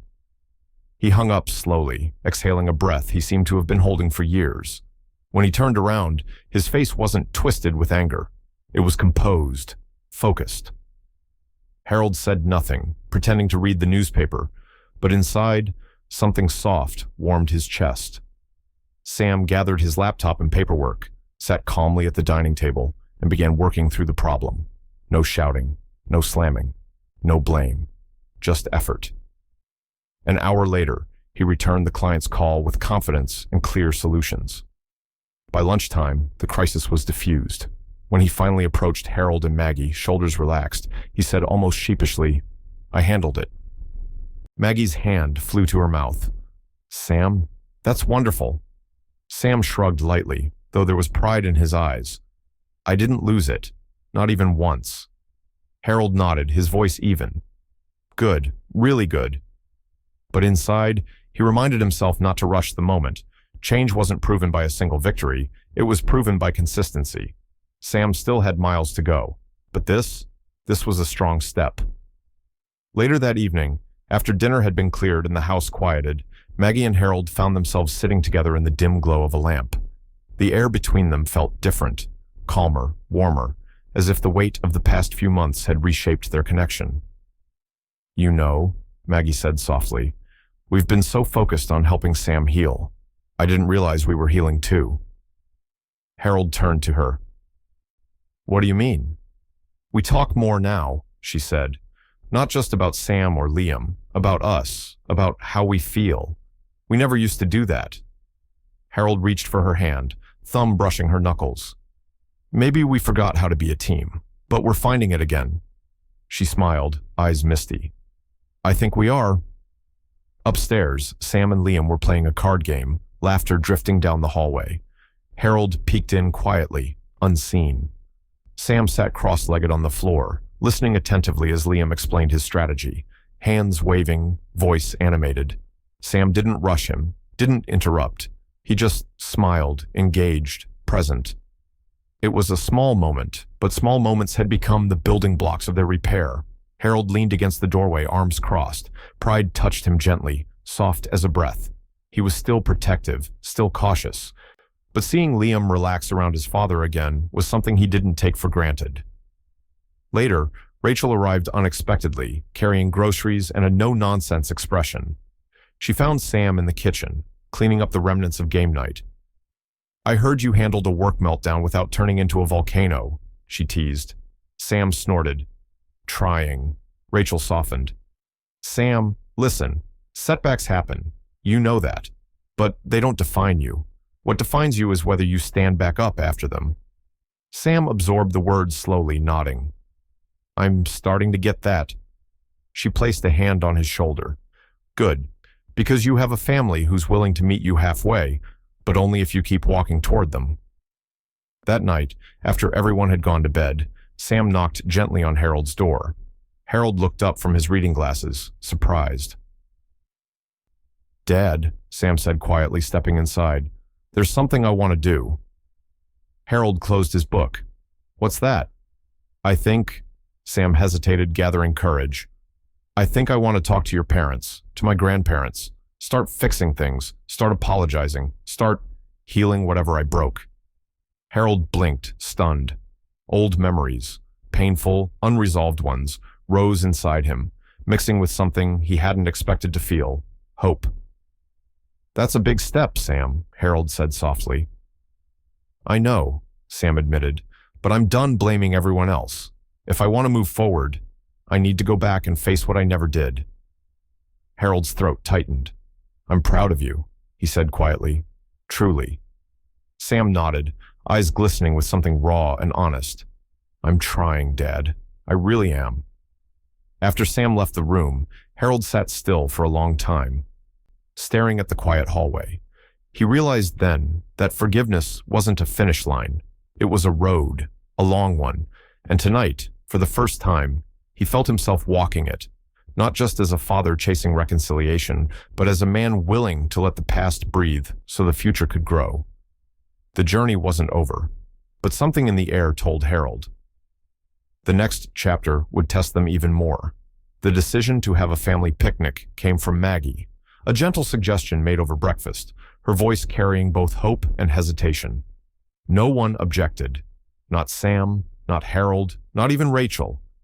It felt like the right time to try something new, or rather, something old, something normal, something they hadn't had in years. By late afternoon, the Turner family settled into a quiet corner of Lincoln Park, where the trees shifted softly in the breeze and the sunlight filtered through the leaves in warm, uneven patches. A blanket was spread across the grass, Maggie's sandwiches stacked neatly beside a cooler of lemonade.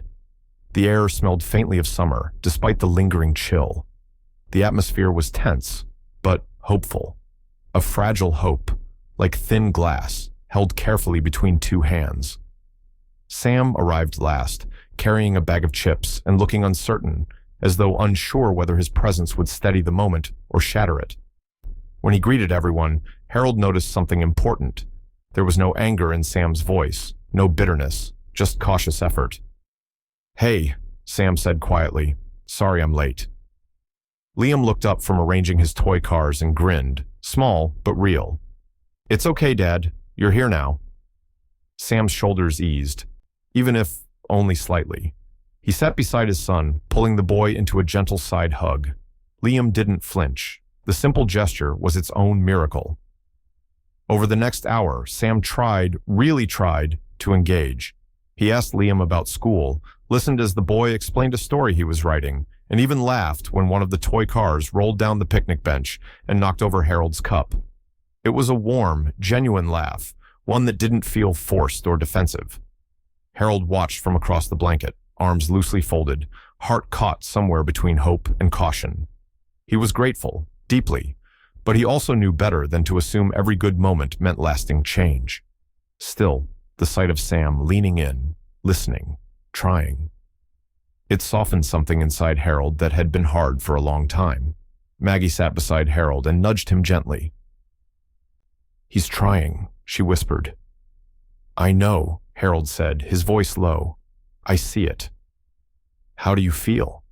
Harold took a breath, watching Liam gesture animatedly as Sam nodded along. Hopeful, he admitted, but careful. Maggie slipped her hand into his, squeezing gently. That's enough. For now, that's enough. The emotional divide between them, years of miscommunication, strain, and quiet resentment, felt thinner today. They had spent so long fighting silently on opposite sides of a problem they didn't know how to name. Now, sitting shoulder to shoulder, watching their son become a father again, they felt like a team. Not perfect, not healed, but aligned. At the picnic table, Liam and Sam sat apart from the others, munching on chips while looking out at the pond. From a distance, Harold could hear pieces of their conversation. Dad, Liam said timidly, what does family mean to you? Sam froze for a moment, caught off guard by the seriousness of the question. He looked down at his hands, then at the boy beside him. Family, he said slowly, means being there, even when it's hard. It means showing up, listening, trying again when you mess up. He swallowed, glancing briefly at Harold and Maggie, and saying sorry when you need to. Liam nodded thoughtfully. I like when we spend time like this, he said. It feels safe. Sam's jaw tightened, not in anger, but in emotion. He put his hand over Liam's. I want that too, and I'm going to keep trying, every day. Harold's breath caught at the scene. It wasn't dramatic or loud, but it was everything they had been fighting for. Rachel, sitting under the shade of a nearby tree, watched the exchange with careful eyes. She had been the truth teller for months, the one who pushed Sam, challenged him, refused to sugarcoat reality. And even now, with hope growing around them, she remained grounded.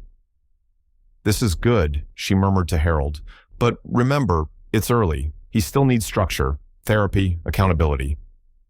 "I know," Harold said, "and I won't let him slip back. But today is a good day."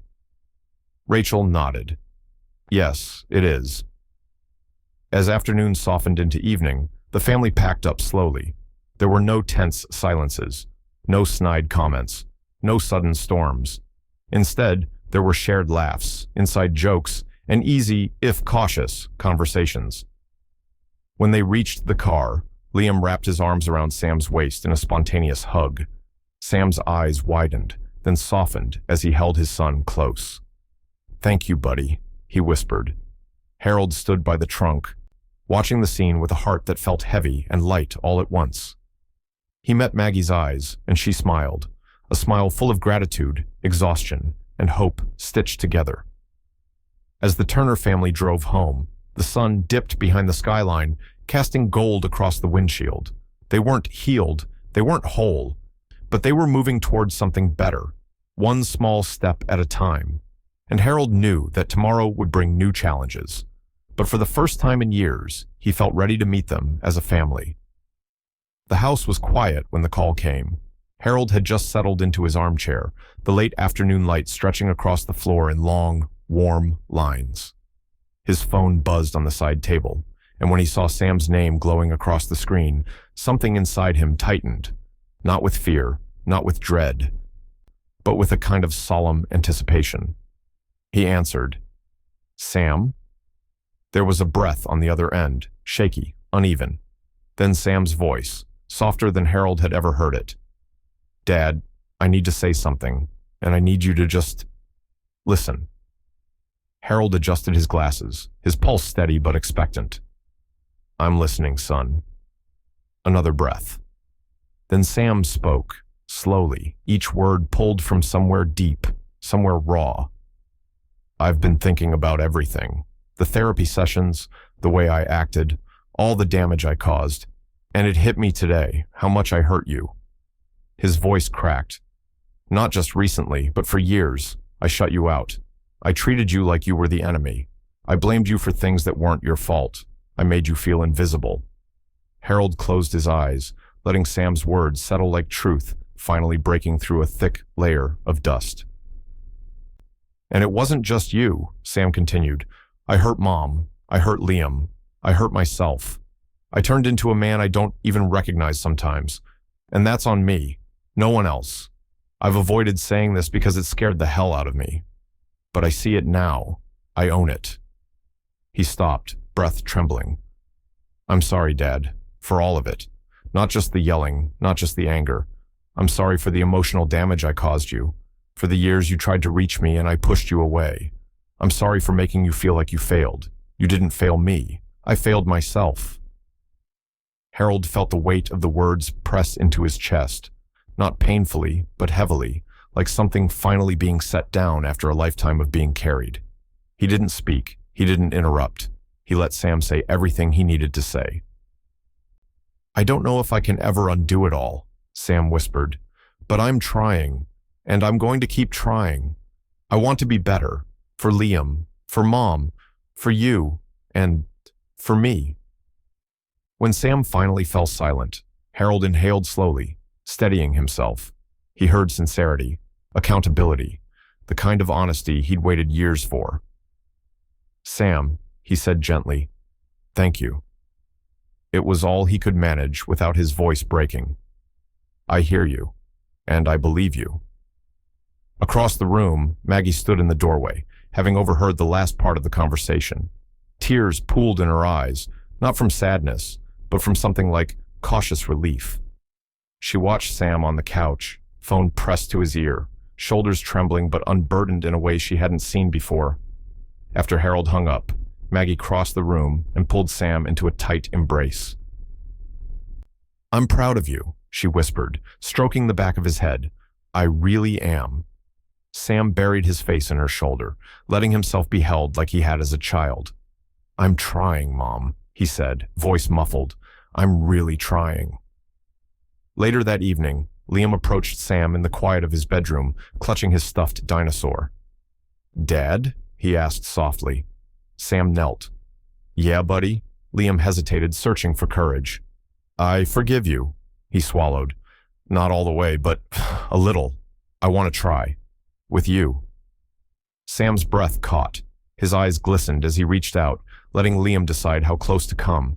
When Liam leaned into him, Sam wrapped his arms around him, careful, gentle, grateful. Thank you, Sam whispered. I'll earn the rest, I promise. From the hallway, Harold watched quietly, a warmth blooming in his chest, a fragile but undeniable sense of relief. For the first time, he felt the tide of change moving in the right direction. Not forced, not temporary, real. Rachel arrived shortly after, her expression softening when she saw Sam and Liam sitting together, quietly paging through one of Liam's books. She stepped beside Harold. He's turning a corner, she murmured. Yes, Harold said. He is. But he needs to stay the course, Rachel added, her tone steady. Healing isn't a sprint. No, Harold agreed, but today was big. Rachel placed a hand on Harold's shoulder. You did the right thing. You stood your ground, and now he's standing with you. The evening settled into quiet harmony, nothing dramatic, nothing loud. Just small signs of a family stitching itself back together one deliberate moment at a time. Later, as Sam stepped outside for air, he looked up at the night sky, cold, dark, but dotted with stars. He breathed in deeply, feeling something he hadn't felt in years. Purpose. Not a perfect future, not yet. But a path, clearer than before. A road he was finally willing to walk with honesty, humility, and intention. He closed his eyes, letting the cool air steady him. Tomorrow would bring more challenges, more work, more chances to slip. But for the first time in a long time, Sam didn't feel trapped by who he had been. He felt ready for who he could become. Snow drifted softly outside the windows, settling on the porch railings like a quiet blessing. Inside the Turner home, warm lights glowed against the evergreen garlands Maggie had spent all morning arranging. It wasn't perfect. Some ornaments leaned, the tree tilted just slightly to the right, and the air carried a nervous energy under the cinnamon-scented candles. But for the first time in years, Christmas didn't feel like a battlefield waiting to erupt. It felt possible. Sam helped Liam set the final ornament on the tree, lifting him carefully so he could place the star. Liam's giggle, light, unburdened, filled the room, and Sam held him a second longer than necessary, as if anchoring himself to the sound. When the star lit up, Sam set Liam down and stepped back, hands on his hips, trying to hide the shy pride tugging at the corner of his mouth. Harold watched from the armchair, hands wrapped around a mug of cocoa. When Sam glanced his way, their eyes met in a long, quiet exchange, something deeper than words. It wasn't forgiveness fully formed, nor a sweeping declaration of healing. It was acknowledgement, mutual understanding. Two men who had walked through fire, now standing gingerly on the same side of it. A small nod passed between them, a nod that said, "We made it this far." The living room gradually filled with warmth, Liam's excited chatter, Maggie's soft humming from the kitchen, and Rachel's laughter as she helped wrap last-minute gifts on the dining table. The awkwardness lingered at the edges, like a timid guest, not sure if it belonged, but the warmth kept nudging it away little by little. Liam scurried to his father with a wrapped box. "Open it, Dad. I made it at school." Sam sat beside him on the rug, hands trembling slightly as he unwrapped the gift. Inside was a small clay ornament, uneven, painted with streaks of green and red, Liam's name scrawled across the back. "It's us," Liam explained. "You and me and Grandpa. I made it for the tree." Sam blinked hard, swallowing the emotion that rose too quickly. He pulled Liam into a hug, this time not tentative but sure. "It's perfect," he whispered. "Thank you, buddy." Harold watched the moment unfold with a warm ache in his chest. Liam leaned into his father without fear, without shrinking, without scanning the room for escape. Harold felt his throat tighten. This, this simple closeness was something he had prayed for in silence for years. Maggie joined Harold at the armchair, handing him a plate of gingerbread cookies. She sat on the armrest, resting her hand gently on his shoulder. "Look at them," she murmured. Harold nodded. "Feels different this year." "Better, better," Harold echoed, letting the words settle. They sat in quiet reflection, both knowing the journey had been anything but gentle. There had been shouting, tears, nights spent separately in heavy silence, therapy sessions that stripped them raw, moments that demanded more strength than either felt they had left. But tonight, with the tree's glow warming the room and Liam nestled safely beside his father, they finally saw the payoff of the struggle. Rachel stepped beside them, arms folded, eyes soft, as she watched Sam help Liam untangle a string of lights that had somehow knotted itself again. "You two should be proud," she said softly. Harold chuckled. "I don't know if proud is the word." "I do," Rachel insisted. "You held this family together when it was pulling itself apart. He's standing on his own now because you didn't give up." Maggie brushed a tear from her cheek. "We all helped, you too." Rachel smiled, small but genuine. "He still has work to do. But today," she looked back at Sam, "today is a good sign." Later in the evening, when the gifts had been opened and the wrapping paper piled high in a corner, Sam took Liam aside near the tree. The lights cast a soft glow on their faces as Sam knelt in front of him. "Liam," he began gently, "I know I messed up a lot, and I know it'll take time for things to get better. But I want you to know I'm here now, and I'm going to stay here. For you. Always." Liam blinked, processing the weight of the promise. He stepped forward and wrapped his arms around Sam's neck. "I'm glad you're here, Dad." Sam held him close, the moment sinking deep into the quiet places of his heart. From across the room, Harold stood, unnoticed, watching. His chest swelled with something like peace, something like the beginning of healing. He didn't interrupt. He didn't move toward them. He just watched and allowed himself, for the first time, to imagine a future where this fragile peace might hold. As the evening drew to a close and the family gathered near the fire, mugs of cocoa in hand, Harold looked at each face, Sam, Maggie, Liam, Rachel, and felt an unfamiliar but welcome sensation. Hope. Real hope. Christmas ended not with perfection, but with something far more valuable, belonging. The Turner family, scarred but standing, embraced the path ahead, and as the fire crackled softly in the background, Harold knew the next chapter was waiting, filled with possibility, filled with healing, filled with the promise of what could finally be. The morning sunlight spilled gently through the kitchen windows, warming the wooden floor and filling the house with a sense of quiet promise. Harold stood at the counter pouring himself coffee when he heard footsteps approach, slow, deliberate, almost hesitant. Sam stepped into the room, holding his phone like it carried the weight of something important. "Dad," Sam said, clearing his throat. "Can we talk?" Harold turned, sensing the seriousness in his son's voice. Sam looked steadier than he had in months, calm, grounded, but also nervous in a way that revealed how much this moment mattered to him. I made a call this morning," Sam said, "to Grandma and Grandpa." Harold's breath hitched. He hadn't expected that. Not so soon, maybe not ever. "They want to see me," Sam continued, "and I want to see them. Not to blame them, not to dig up old stuff. I want to apologize, to start over, if they'll let me." Harold felt something shift inside him, a soft crack in an old wall he didn't even realize he was still holding up.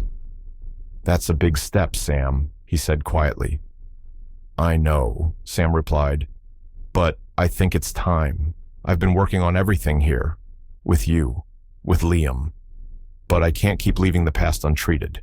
If I want to be a better father, if I want to be a better man, I have to face where some of this began." Harold reached out, steadying a hand on Sam's shoulder. "I'm proud of you," he said, "not because you're trying to fix the past, but because you're choosing to grow beyond it." And for the first time in years, Harold felt his role shifting. He was no longer the one pushing, guiding, fighting to keep the family together. Sam was taking his own steps now, real, deliberate, accountable steps. Harold wasn't the architect of change anymore. He was simply part of it. That afternoon, Harold and Maggie walked together in the backyard, the winter air crisp but gentle. Maggie slipped her arm through Harold's and leaned against him. "Can you believe it?" she murmured.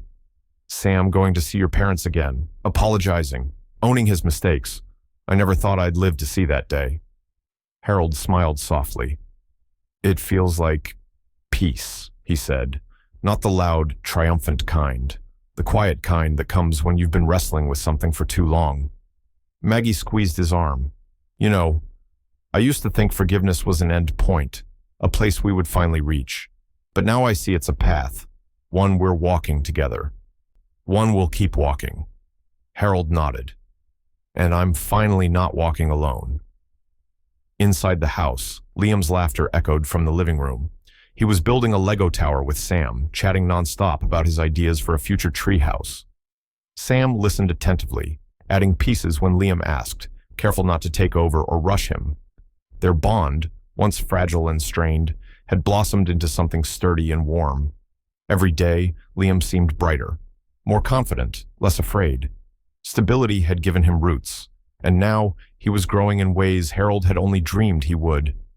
Seeing Sam earn that trust back, piece by piece, filled Harold with a deep, quiet pride. Rachel arrived later in the day, bringing a casserole and an energy that always felt grounding. She observed the family with thoughtful eyes, arms crossed, but her posture relaxed. "You all look lighter," she said with a small smile. "It suits you." Harold chuckled. "We're trying." "And succeeding," Rachel said. "But remember, this isn't the finish line. Healing isn't something you check off a list. It's something you maintain. But you've built something solid here, something you can lean on." Maggie nodded. "We know, but it feels good to finally have something to lean on." As the evening settled upon the house, the Turner family gathered in the living room. No special occasion, no holiday, no forced celebration. Just a shared decision to spend time together. Liam sat between his parents, explaining his Lego masterpiece. Sam and Maggie laughed at his animated stories. Rachel teased Sam about his lopsided contributions, and Harold sat in his armchair, watching it all unfold, the warmth of the moment settling deep in his bones. This simple togetherness was the reward for every hard conversation, every tear, every moment of doubt. The Turner family wasn't perfect. They never would be, but perfection had never been the goal. Connection was, growth was, love, even the messy kind, was. Harold leaned back, letting a smile ease across his face. For so long, he'd feared the family would break beyond repair. But now, watching Sam navigate fatherhood with growing confidence, watching Maggie's peace return, watching Liam's joy bloom, watching Rachel's protective concern soften into genuine pride, he realized they hadn't broken. They had bent. They had struggled. They had cracked. But they had rebuilt. And as Harold looked around the room at the faces he loved most, he felt a quiet certainty settle in his chest. The future awaited them. And this time, they were ready for it. The Turner dining room looked different tonight, not because the tablecloth was new or the dishes were polished, but because the air itself felt lighter, softer. For the first time in years, the family gathered without tension simmering beneath the surface. The clatter of silverware and the warm scent of roasted chicken filled the room, wrapping everyone in a quiet, steady peace. Harold sat at the head of the table, watching as Maggie passed Liam a bowl of vegetables, the boy smiling wide as Sam ruffled his hair. There was no flinching, no hesitation, just an easy closeness that had taken months of work to rebuild. Harold's heart swelled with gratitude. This simple, gentle dinner felt like a gift.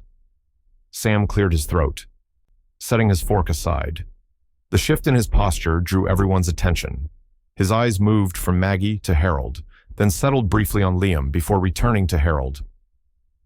"There's something I want to say," he began, his voice steady but full. "One last time." Harold felt Maggie's hand brush his under the table, their fingers intertwining instinctively. They both braced, not out of fear, but out of understanding. Apologies had marked the path of this journey, but something in Sam's tone told them this wouldn't be like the rest. "I've said sorry before," Sam continued, "but tonight, it feels different, not rehearsed, not panicked, just honest." He swallowed, lifting his gaze. "I want you all to know that I'm committed, not just to changing my behavior, but to being the man I should have been all along. A better son, a better husband, a better father." Liam leaned forward, eyes bright with admiration rather than fear. Maggie's breath caught, her eyes glistening as Sam went on. "I know I can't erase the past, but I'm not running from it anymore. I'm learning from it, and I'm grateful, more than I can say, that you all gave me the chance to try again." For a moment, the room was silent except for the faint hum of the heater. Then Harold nodded slowly, emotion rising in his chest. "Thank you, Sam," he said quietly, "not for the apology, but for the man you're choosing to become." Sam exhaled shakily, relief softening his features. He reached for his glass, but before he could take a sip, Liam slipped off his chair and walked around the table. He wrapped his arms around his father in a hug, full, unguarded, completely trusting. Sam froze, overwhelmed, then hugged him back, burying his face in Liam's hair as a soft, grateful laugh escaped him. Harold watched the moment with quiet awe. Months ago, Liam would have shrunk away, afraid of the unpredictable shadows in his father's voice. Now, he leaned into Sam with unwavering confidence. The transformation wasn't perfect, but Harold could feel its truth. As dinner continued, the conversation flowed effortlessly. Liam describing a school project with animated hand gestures, Maggie laughing as she recalled a memory neither Sam nor Harold had thought about in years, Rachel chiming in with her steady encouragement from across the table. Every moment felt intentional, every smile felt earned. Later, as dishes clinked in the sink and Liam ran upstairs to show Rachel a drawing he'd made, Harold and Maggie found themselves standing side by side near the window.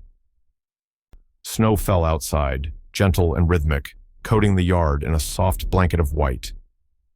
"We got our family back," Maggie whispered, leaning her head on Harold's shoulder. "We did," Harold replied, sliding his arm around her. "And we earned every bit of it." She exhaled, a long breath that seemed to release years of tension. "I never thought I'd feel this peace again." Harold kissed her temple. "Me neither, but here we are." Across the room, Sam watched Liam proudly show Rachel his artwork, his face lit by a soft, contented smile. He caught Harold's eye for a brief moment, and in that shared glance, Harold saw it clearly. Sam wasn't pretending. He wasn't performing. He was present, grounded, becoming the father he'd always wanted to be. Harold felt warmth bloom in his chest as he turned back to Maggie. "The future's bright," he said. "For all of us." Sam called Liam over for one last hug before bedtime, and the boy ran into his arms without hesitation. The sight etched itself into Harold's heart, the final stroke in a long, painful, beautiful journey toward healing. As the night settled and the family gathered their coats, stepping out into the quiet snowfall, Harold felt something he hadn't felt in years. Hope, not fragile, not fleeting, real. The Turner family walked out into the night together, not defined by their past, but strengthened by it, not broken, but rebuilt. And as Harold closed the door behind them, he knew. A new dawn had begun.